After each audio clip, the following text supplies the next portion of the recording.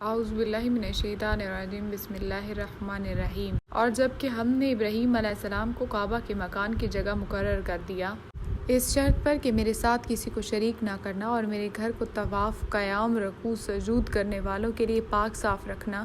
اور لوگوں میں حج کی منادی کر دے، لوگ تیرے پاس پا پیادہ بھی آئیں گے اور دبلے پتلے اونٹوں پر بھی دور دراز کے تمام راہوں سے آئیں گے، اپنے فائدے حاصل کرنے کو آ جائیں، اور ان مقررہ دنوں میں اللہ کا نام یاد کریں، ان چوپایوں پر جو پالتو ہیں، بس تم آپ بھی کھاؤ اور بھوکے فقیروں کو بھی کھلاؤ،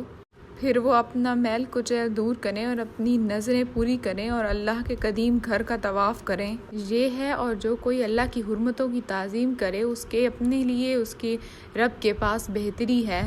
اور تمہارے لیے چوپائے جانور حلال کر دیے گئے بجز ان کے جو تمہارے سامنے بیان کیے گئے ہیں، پس تمہیں بتوں کی گندگی سے بچتے رہنا چاہیے اور جھوٹی بات سے بھی پرہیز کرنا چاہیے،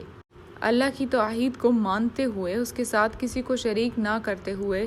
سنو، اللہ کے ساتھ شریک کرنے والا گویا آسمان سے گر پڑا، اب یا تو اپنے پرندے اچک لے جائیں گے یا ہوا کسی دور دراز کی جگہ پھینک دے گی۔ یہ سن لیا اب، اور سنو اللہ کی نشانیوں کی جو عزت و حرمت کرے اس کے دل کی پرہیزگاری کی وجہ سے یہ ہے، ان میں تمہارے لیے ایک مقررہ وقت تک فائدہ ہے، پھر ان کے حلال ہونے کی جگہ خانہ کعبہ ہے۔